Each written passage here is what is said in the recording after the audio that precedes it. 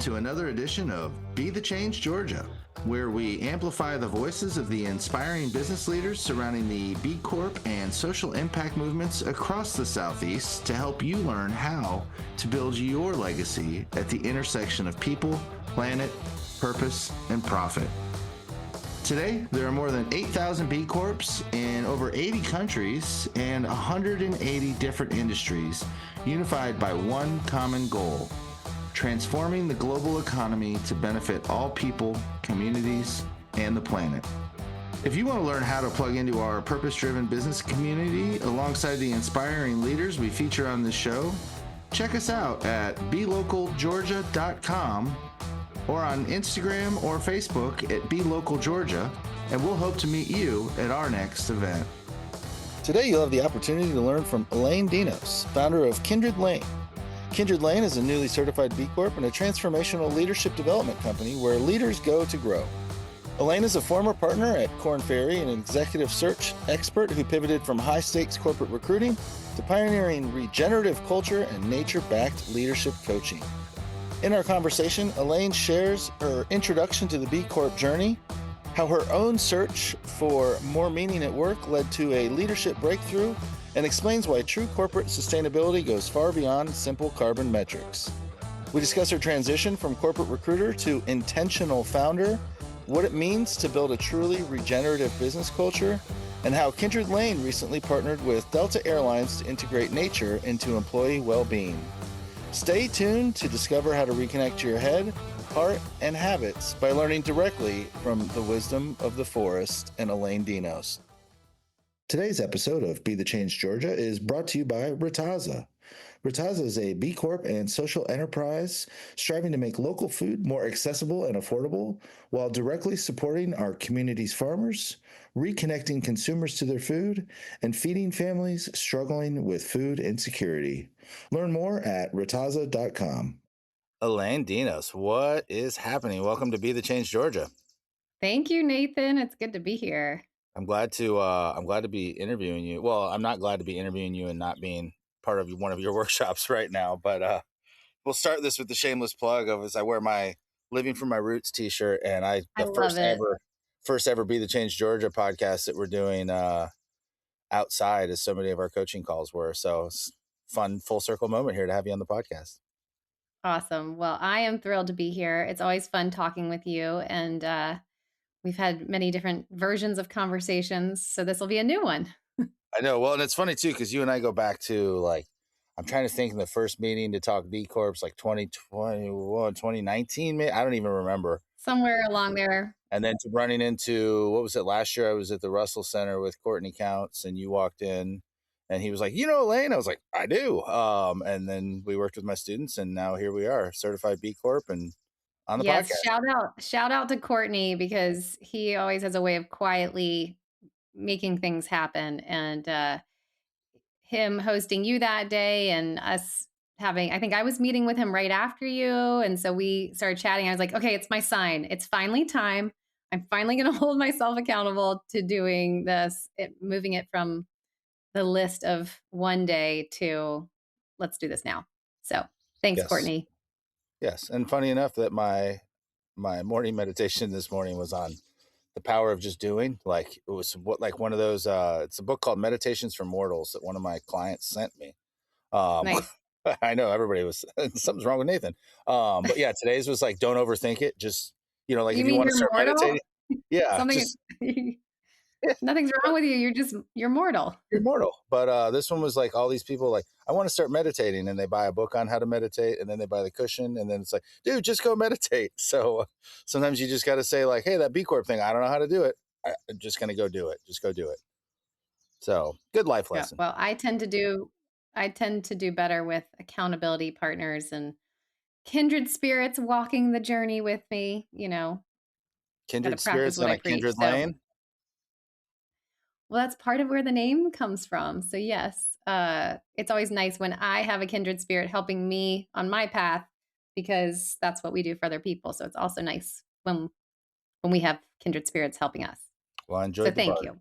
I enjoyed the barter. It works well. I think everybody needed the accountability buddy in that relationship. So, yeah, if, that's my shameless plug. If you're feeling stuck, or you're trying to figure out your own leadership journey, definitely call Elaine. It was an incredible experience. So let's do some podcasts now that the advertisement part of this podcast Oh, thank episode you. is over. You are Elaine's truly living from your roots, Nathan. I am.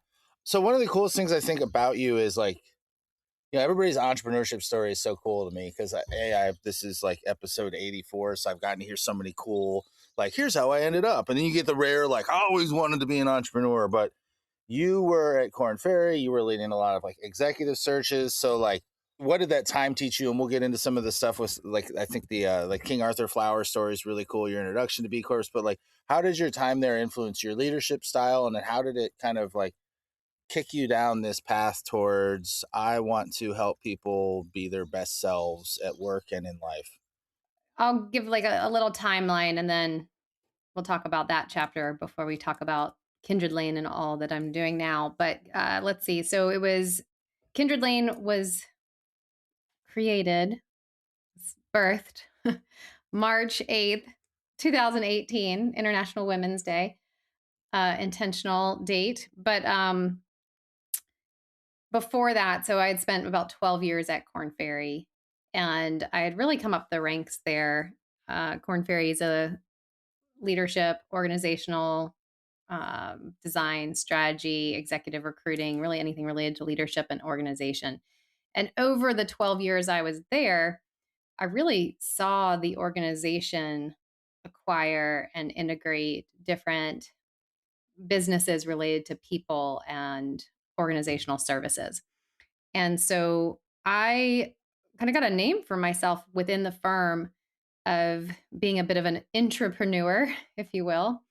I was in the executive search side of the business and worked my way up. When I left there, I was a partner in the consumer practice and the marketing center of excellence. So basically, my job was to lead client relationships and lead the delivery of executive searches, like finding the chief marketing officer for this project or this company or, et cetera. Not just chief marketing officers, but more commercial facing roles. And then when I would manage client relationships, I would put together the team to find, the chief financial officer of this company, like Kind Healthy Snacks. That was one we did. And I would bring in someone from our CFO practice who had that expertise. And then as Korn Ferry acquired more and more, different businesses and grew their services, I had the opportunity to work across those different services. And I just had so much fun working across these integrated services like CEO succession and assessing talent from how they compare to the outside of the external market of other chief marketing officers versus the internal talent. And so just looking at culture and people and leadership inside the company versus what's happening in the external market was one lens that I developed. And then also, as a person who likes to support purposeful brands, I would just be noticing as I'm, in the grocery store shopping and buying these, purposeful brands and products that really spoke to me because of wellness and sustainability or, their mission. I would notice what was happening with these brands. And then at work, I was like trying to find my way onto working on products like this. So I remember when Tom's Shoes was new and I was like, oh, wow, what an idea. Like business as a force for good, one for one. And then I ended up getting to work on a Tom's Shoes project and support Blake Mykoski. And I was like, okay, this is just cool, getting to learn from these legendary leaders. And so I kind of just found my way onto these different teams of kind of these projects. And that led me to work with Charity Water, which was a nonprofit, but really led like a business in a lot of ways. I got to work with Interface. Kind Healthy Snacks ended up being a client that I brought in and managed the relationship. And that was just such rewarding work. And then King Arthur Flower, we talked about that a little bit before.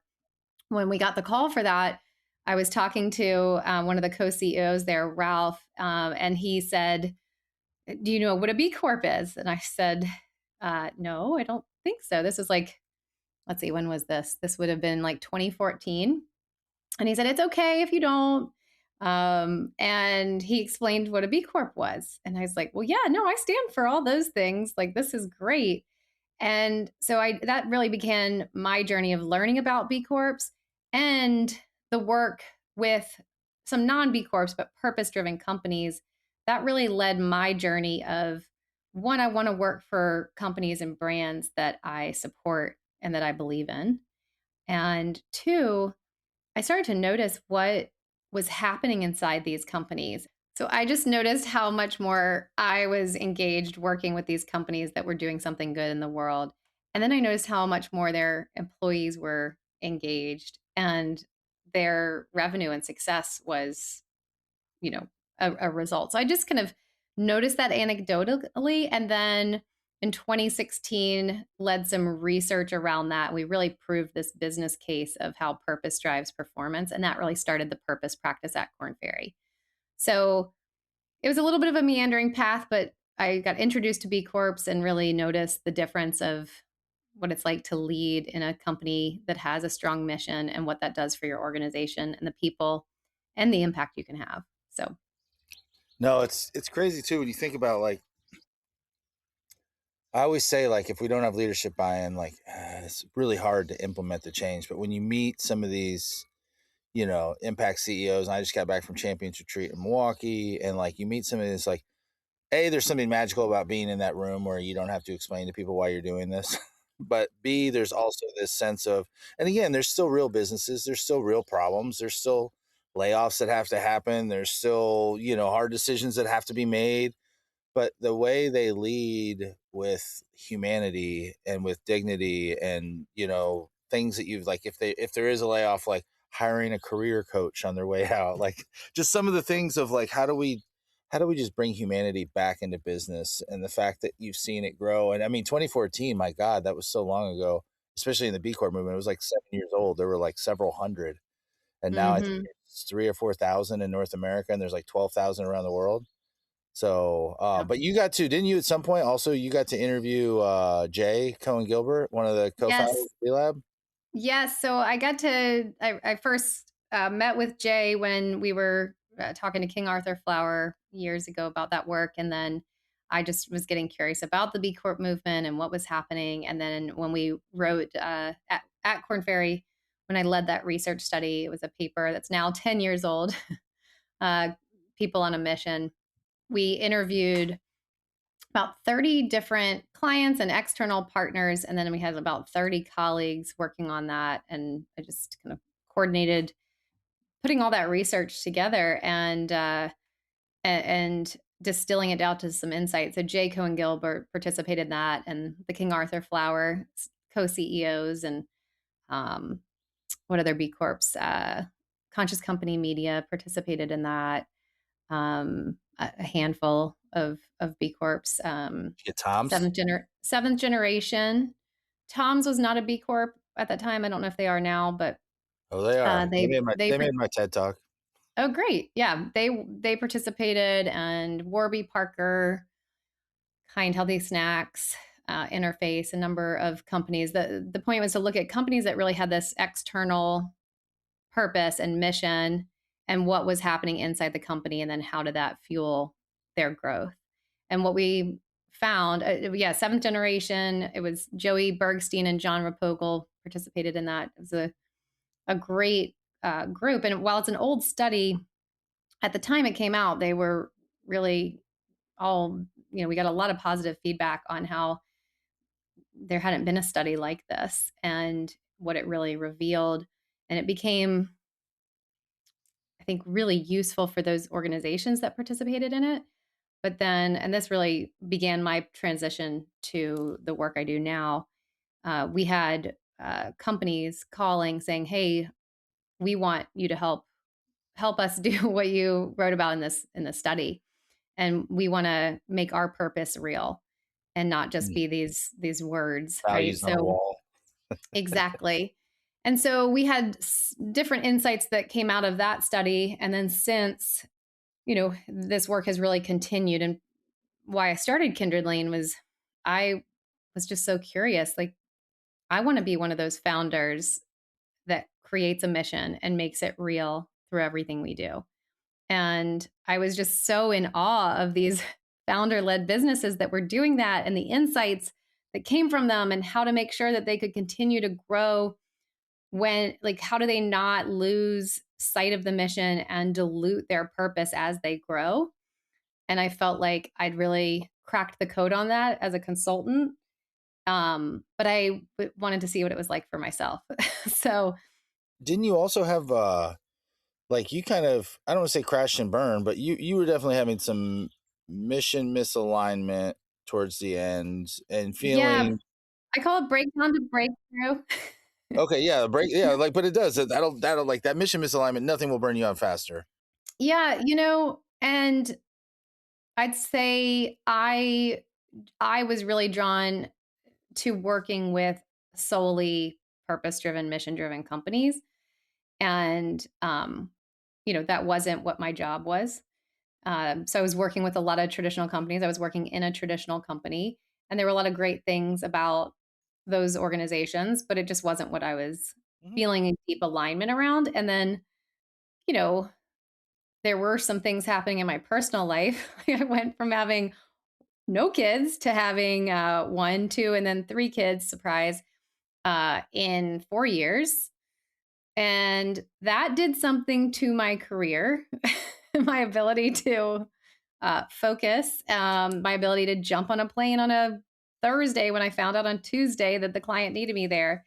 Um, so, yeah, there was my purpose and needs and success in my personal life. And that became harder to navigate with, just the high pressured, achievement oriented career path I was on.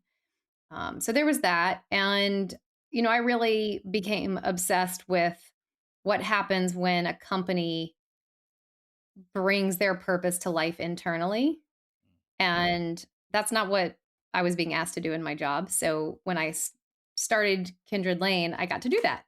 I got to come up with the mission and the vision and the values and make them real inside the company and continuing to. And it's been such a learning.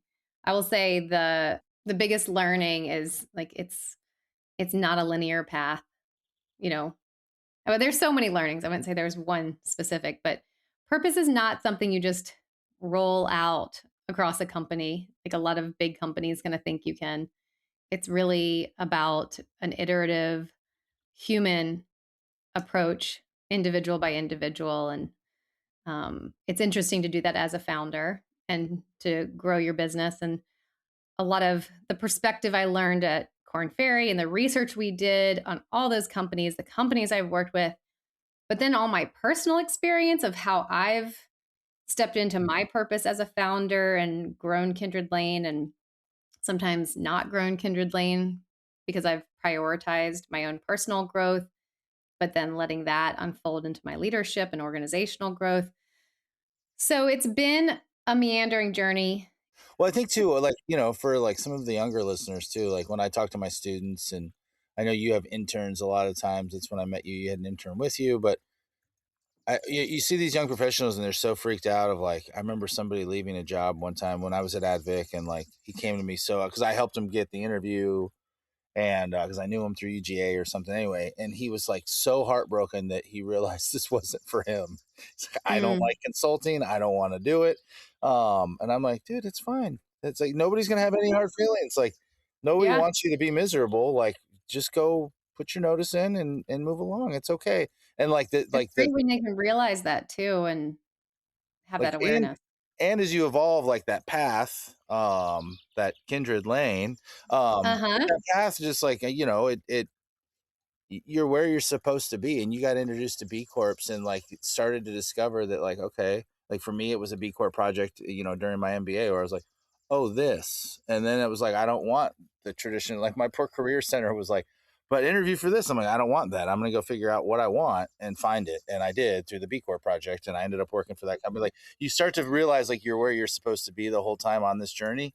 If you're open to reading the leaves. Yeah, I love what you did there. I Yes. did it. So Did it. it's interesting when I started Kindred Lane in 2018, the original words that I was using was about sparking healthy growth. And those were the words that came through for me of what was important. It wasn't just about growth, because there's all different kinds of growth, but there's healthy growth.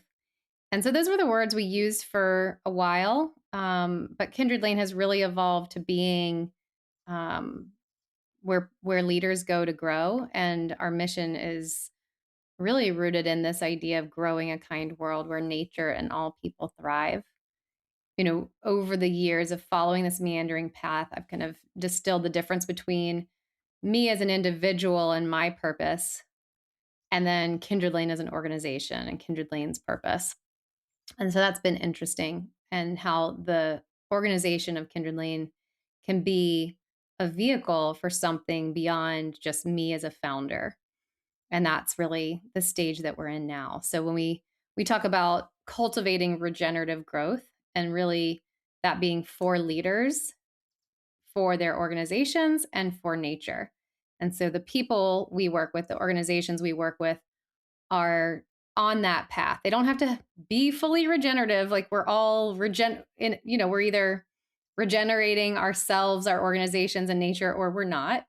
And so we work with people and organizations that are intending to, that like that idea, that are like, oh, that sounds good to me. I want to be part of a regenerative future. Like that's a priority. What does that look like for in a business? Like what is, because I think most people hear regenerative and they think like regenerative agriculture. So what does that look like for like Right. a corporate structure?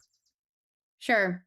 So honestly, it's taken us a while to figure this out. And this is where it's been a bit of the meandering of who I am as a founder, what the organization is, and then also what this work looks like in a small entrepreneurship. Because as you were saying earlier, like some people just know they're an entrepreneur. Some people like me are like an entrepreneur hiding in a corporate environment, kind of, sometimes creating headaches for the corporate structure that doesn't know how to measure all this innovation and iteration. So it's evolved. But what's really exciting, and why it's like 2026, the year of clarity and finally doing those things that we've wanted to do, like get our B Corp certification. We're in the process of launching our new brand and message, which is really around where leaders go to grow, just to simplify it. But this idea of cultivating regenerative growth for you, for your organization, and for nature. So, specifically to answer your question around what that looks like in a corporate structure, if an organization has a purpose, has a mission, and they want to make sure it's real inside the company, not just, here's what we're doing externally in terms of the environment, which that is obviously super important to being regenerative. That's just not our specific expertise of, we're not sustainability consultants or environmental, consultants, but we support organizations across 6 pillars in their journey to being more regenerative. And it's really what's happening inside the organization, and then finding opportunities for them to have that impact externally in ways that align with their purpose and values. So Kindred Lane has about 50 practitioners that are part of our collaborative. And then we have impact partners that we work with and bring in organizations. We say, hey, oh, you want a B Corp certification? Here, call Nathan. And so the work we do, like right now, we have a client that we have worked with over the years in taking their impact goals and their organizational purpose and making sure that every employee in the company can connect to it authentically and see themselves as part of that mission. So that is like a regenerative culture and a regenerative journey for the organization. And one of the biggest learnings that I found is a founder-driven business can grow to a certain point where everybody who's part of the company can feel like they're part of that mission because they have the interaction with the founder. If you think of the founders like the sun and they're orbiting around, right?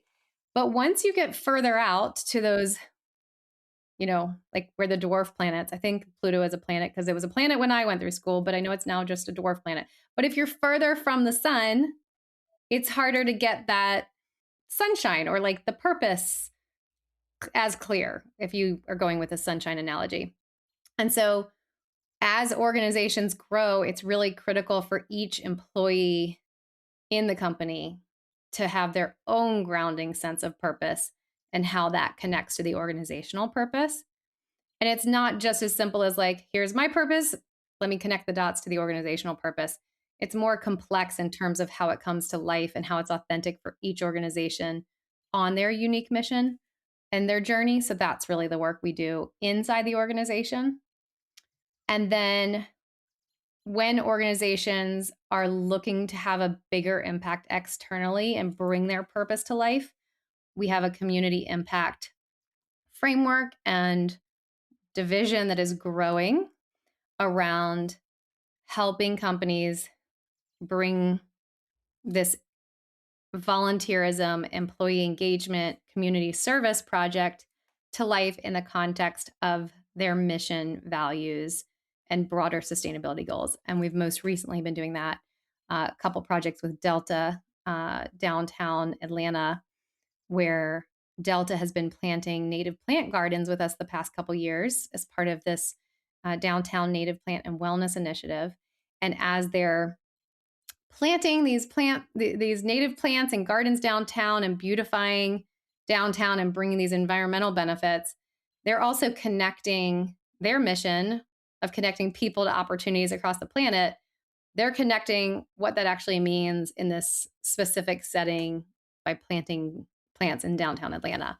So we're pulling that purpose and values thread through because that's one of the biggest insights that we found in that when employees feel connected to the mission and purpose and values, and it's authentically true for them, and they're not just seen as a cog in the wheel, but their own unique contribution to the organization's mission, is where you get the most out of your employees and where the purpose really fuels performance for the organization. And that's one of the cornerstones of regeneration.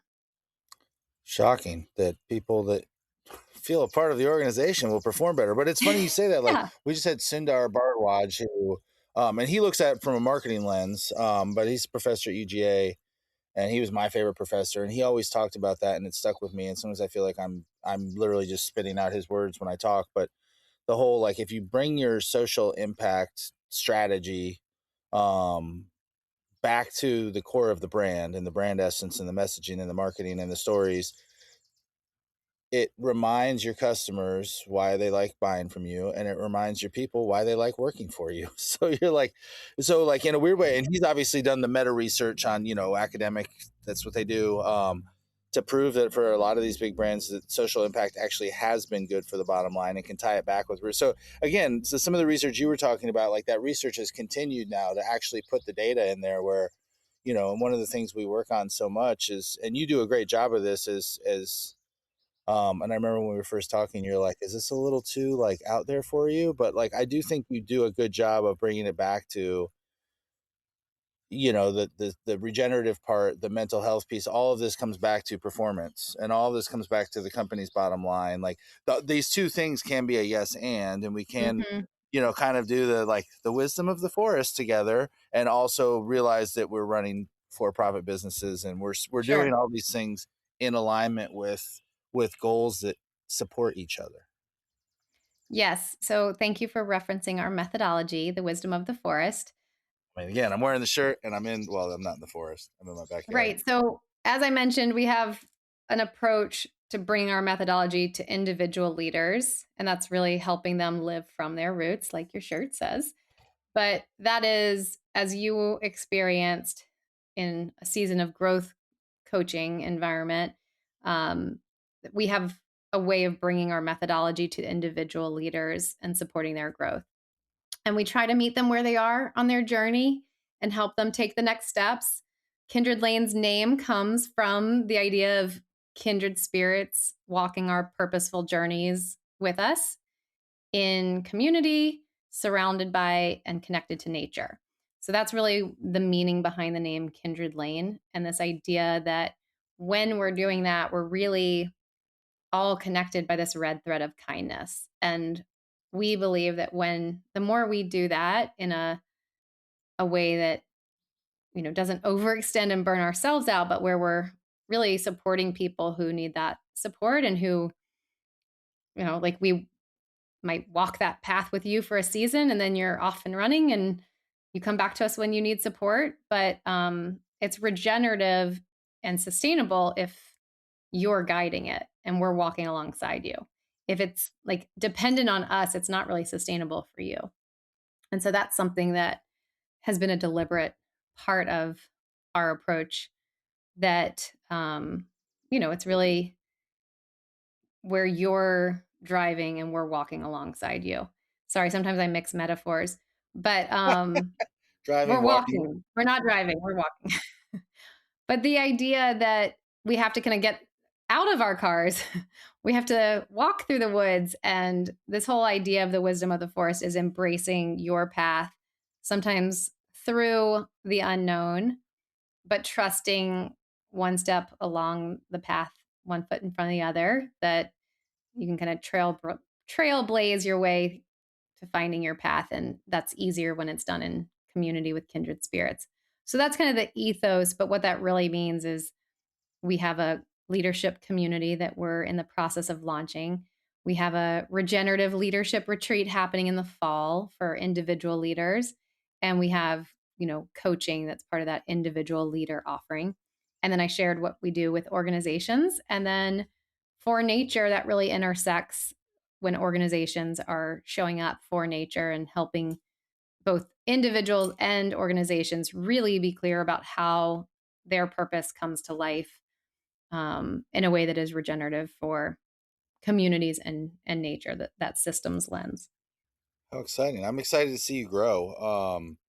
And again, too, I would throw out my shameless plug of, and I know we're up against time, but I want to throw out the shameless plug of, and I've been trying to find my own voice, because when you met me too, it was one of those where you're like, where am I on this journey, and like, where am I? And it was very, like, the car was still in the garage, but I've been trying to find my voice, and how do I share what I've been through and the burnout and the weirdness of whatever that was, of trying to do all the things and save the world, and coming back to my work with you, my work with my, by the way, Elaine, when I would say things, she'd be like, no, that's more for your therapist to unpack.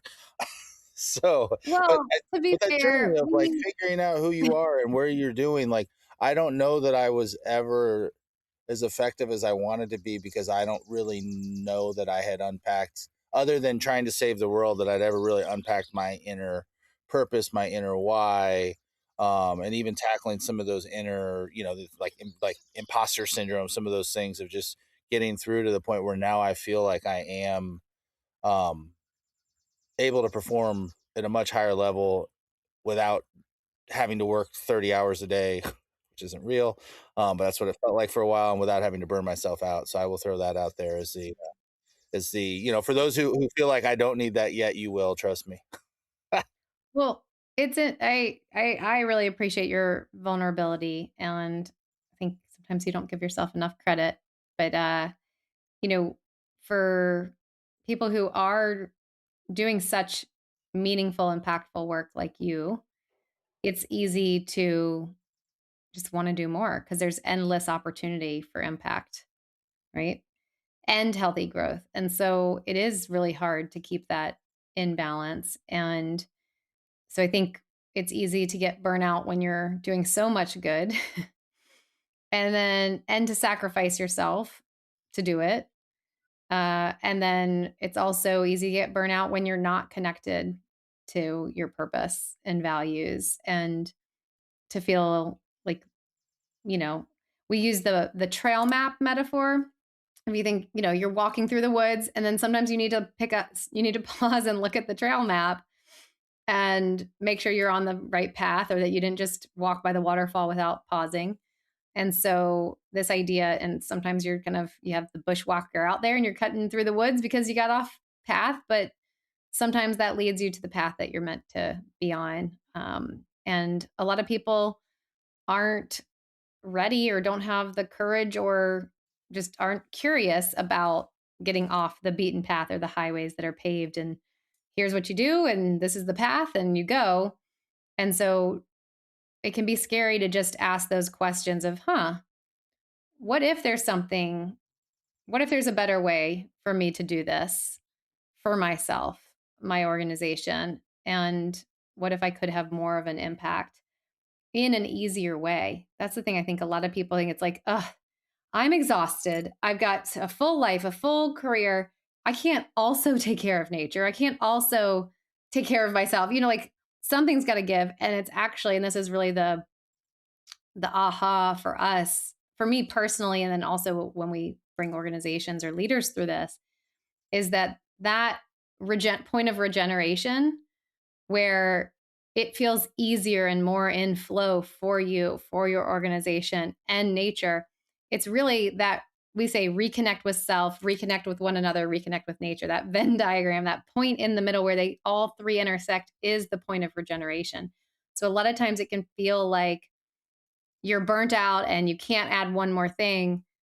But when you actually pause and take a step back and process some of those feelings a little at a time, not all at once. And again, we show up on the coaching side, and then there is a point when we're like, and that becomes more therapy, and we don't do that. But it's you were, it's great to do this work holistically. So you have a lot of courage to just dive in and do it. And sometimes people, you know, take the scenic route and go slowly, and that's great too.